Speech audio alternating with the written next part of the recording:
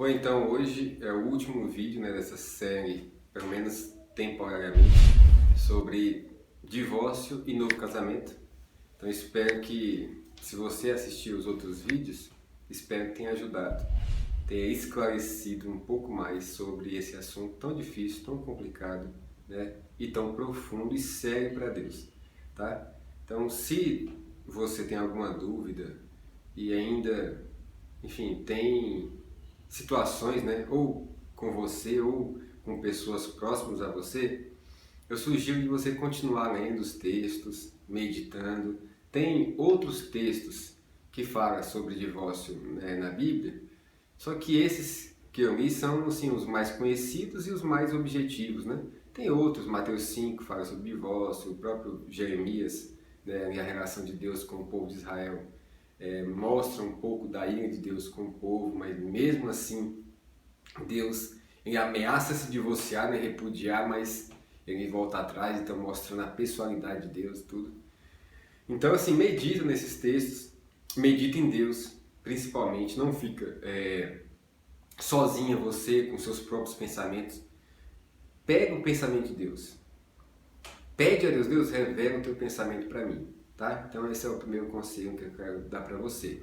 Então hoje, nesse vídeo, nós vamos conversar sobre pessoas que já estão casadas pela segunda, terceira vez, infelizmente, Ou seja, já se divorciaram e já casaram novamente, tá? Então, o que seria feito nessa situação? Então, a primeira coisa que as pessoas têm na cabeça é: agora eu sei, que eu cometi um erro, eu pequei, e contraí, novas núpcias, eu casei novamente, e essa não é a vontade de Deus, e a Bíblia diz que isso é prostituição, adultério. E a pessoa já entra em parafuso, já fica em crise. Eu sei porque eu já convivi com pessoas em crise nessa situação, e eu sei que não é fácil mesmo. Então, hoje esse vídeo é só para responder, tá? E aí, basicamente, não é textos objetivos de Deus falando que o contrário do que ele disse. Aí é um pouco mais da minha interpretação. Vou deixar bem claro para você que é um pouco da minha interpretação em relação a algumas passagens, tá?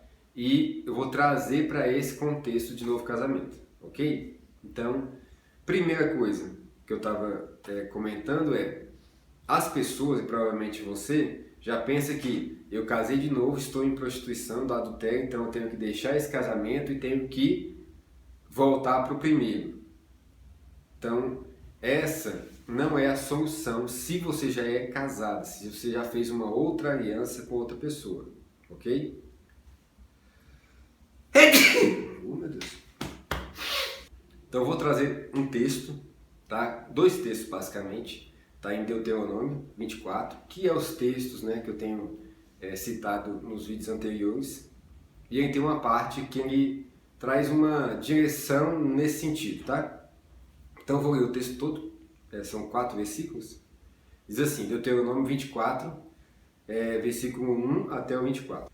Se um homem tomar uma mulher e se casar com ela, e se ela não for agradável aos seus olhos, por terem achado coisa indecente nela, e se ele lhe lavrar, der carta um termo de divórcio, e lhe der na mão e a despedir de casa, e se ela, saindo da sua casa, for e se casar com outro homem, e se este a aborrecer, e lhe der termo de divórcio, e lhe der na mão e a despedir da sua casa, ou se este último homem, que a tomou para si por sua mulher, vier a morrer, então seu primeiro marido, que a despediu, não poderá tornar a desposá-la, para que seja sua mulher depois que foi contaminada, pois é abominação perante o Senhor. Assim não farás pecar a terra que o Senhor teu Deus te dá por herança. Então, resumidamente, é o que? Eu, estou dando meu exemplo, tá? Sempre para ficar mais fácil para você entender. Eu fui, eu não me casei de novo, tá? Só estou dando um exemplo assim para você entender melhor. Eu fui Ah, não achei alguma coisa indecente nessa pessoa aqui, nessa mulher aí. Ó, não quero mais casar com você não. Dou carta de divórcio e despeço ela. Aí essa pessoa, essa mulher vai e casa de novo. E esse segundo casamento, vamos dizer que o cara morreu. E essa mulher vai querer voltar para mim. Isso é abominação para o Senhor. Então isso não é permitido, tá? Porque ela já foi contaminada, ou seja, essa atitude aqui já é contaminação. Separar e casar de novo. Foi contaminada, é o que ele diz aqui. Ah, vamos dizer que ele não morreu e a mulher foi e separou de novo. Ou ela mesma disse, não, eu quero voltar para o primeiro marido e tal. Quero me separar desse e voltar para o primeiro. Também não pode. Também é contaminação, ou seja, é abominação ao Senhor porque já foi contaminada. Tá? Então o primeiro marido não aceita isso, nem ela deve voltar para o primeiro marido. Por quê? Porque já contraiu novas núpcias, ou seja, já teve uma nova aliança. Tá? E pior ainda se ela separa do outro e quer voltar para o primeiro. Tá? Então isso é abominável para o Senhor, certo?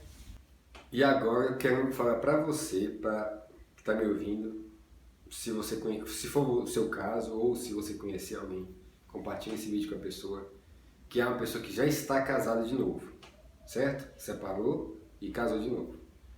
Eu vou dar a minha opinião agora, tá?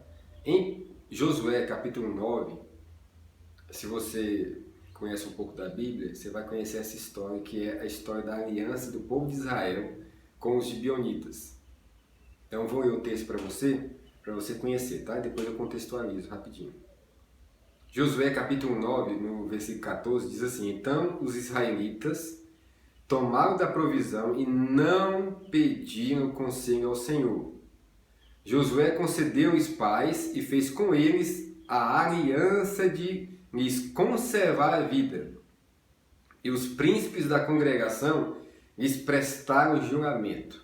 Ou seja, o povo de Israel fez uma aliança com os gibeonitas sem consultar o Senhor, ou seja, fora da vontade de Deus. Depois você vai ver que Deus realmente não queria, tinha proibido, lá em Êxodo ele diz que proibia qualquer tipo de aliança com pessoas que não fossem do povo de Israel. Então, isso era proibido. Mesmo assim, o povo, né, os israelitas, Josué e alguns príncipes, fizeram aliança com os gibeonitas. E se você pegar o contexto, os gibeonitas enganaram o povo de Israel. Eles disseram que era de um povo longínquo, né? E o povo de Israel foi enganado pelos gibeonitas e fizeram aliança com esse povo. Mesmo assim, você é enganado, porque muitas vezes a gente casa com pessoas que, a primeiro momento, você fica apaixonado, você só vê coisas boas, não é assim? Então às vezes você rompe com o pai, rompe com mãe, rompe com avô, com tio, com amigo, com todas as pessoas que estão ao seu redor, por causa de uma paixão, porque aquela pessoa está ali, é a melhor pessoa do mundo. Então você é uma mulher que está lá apaixonada, geralmente assim, né? E aí o homem pode ser o pior traste do mundo, tá todo mundo dizendo que esse homem não presta. E aí você insiste. E aquela pessoa, né, o outro ali está, de alguma forma, até te enganando às vezes. Mostrando uma pessoa que não é. Aí você vai e casa. Aí quando você casa, você descobre quem é a pessoa. Aí você vai, com os problemas, você vai querer escapar, né, daquela situação. E você vai dizer assim, não, mas eu fui enganado, eu não tinha entendimento em Deus, eu não sabia que a aliança era para toda a vida, então, se eu não sabia, então esse casamento é inválido, Deus não estava nesse negócio. Mentira, Deus é testemunho da tua aliança, independente se você foi enganado ou não. Que é o caso aqui. O caso do Israel fez aliança com os gibeonitas e ainda foi enganados, tá? E Deus obrigou eles a honrar essa aliança. Eles já tinham feito a aliança, eles sabiam que eles teriam que cumprir isso. E eles não consultaram o Senhor. Então muitas vezes você possivelmente não consultou o Senhor para casar, enfim. E muitas pessoas não consultam pessoas, as pessoas às vezes até contra, mas mesmo assim a faz, e vai lá e faz o que ela quer. Aí depois corre para cá para pedir ajuda, né? Mas não segue nenhum tipo de conselho. Qual que é o conselho de Deus? Cumpre a aliança até o final. Você fez, agora você cumpre. Você foi muito homem e muito mulher para ir contra todo mundo e fazer casar com aquela pessoa. Agora, seja homem, seja mulher e assume e vá até o final, certo? E aqui, não vou ler o texto, mas em Josué, 2 Samuel 21, lá na frente, muitos anos depois, tá? Existe uma maldição sobre o povo de Israel. E qual que é o motivo dessa maldição? Saul começou a perseguir e matar os gibeonitas. E aí Deus lançou uma praga sobre o povo de Israel na época de Davi, ainda depois, né? No reinado de Davi, Davi não tinha feito nada, né, contra os gibeonitas. E aí Davi estava estranhando aquela questão, aquela situação. E aí Davi, ué, o que está acontecendo? Aí consultou o Senhor, e aí o Senhor falou assim, ó, vocês não estão cumprindo a aliança que foi feita lá atrás com Josué. E aí Davi vai e restaura a aliança, entrega 7 pessoas, se não me engano, 7 pessoas para os gibeonitas, que os gibeonitas pediam, né, para Davi uma oferta, né? E aí Davi deu 7 pessoas da casa de Saul e foram enforcadas. Tamanha a seriedade da aliança entre Josué e o povo de Israel, no caso, né, e os gibeonitas. Então Deus, ele vai até as últimas consequências para cumprir uma aliança, mesmo enganado. Então você fez uma aliança, né, um segundo casamento, enfim, terceiro, tem gente que faz segundo, terceiro, e eu brinco que tem gente que tem o ministério do Fábio Júnior, né? Ele vai casando, descasando, casando, descasando, né?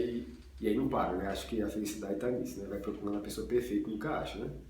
Então, você, mesmo assim, se você ou outra pessoa casou novamente, enganada, ou casou novamente sem consultar o Senhor, tenha certeza que Deus foi testemunho daquele casamento, daquela aliança que você fez. E você precisa cumprir essa aliança que você fez. Não é quebrar essa aliança, mais uma aliança, para voltar para o primeiro. E às vezes nem tem condições mais, que o primeiro já contraiu outras núpcias, já tem até filhos e tudo. Certo? Então, essa é a minha opinião, tá? Para quem já está casado novamente. Deus foi uma aliança errada, uma aliança contra a vontade de Deus. Não é a vontade de Deus, mas foi feita. E se foi feita, cumpra até o final. Não cometa o mesmo erro novamente, ok? Mas isso para quem já fez. Se você está pensando em fazer e pensando, vou fazer e Deus me perdoa depois, isso é perigoso. É a mesma coisa que eu querer cometer um pecado e Deus me perdoa depois. Cometer um pecado proposital. Então a primeira coisa que tem que fazer é se arrepender, que o que você fez é errado e é pecado. Você precisa se arrepender e não justificar. Porque muitas pessoas, a gente aplica alguns cursos de casais, a gente vê pessoas justificando, ou seja, foi propósito de Deus isso acontecer. Então Deus, né, ele quebra uma aliança para fazer uma outra aliança, você fazer uma outra aliança que foi propósito de Deus. Nunca é propósito de Deus desfazer uma família para fazer outra família. Nunca é. Isso é uma irracionalidade muito grande.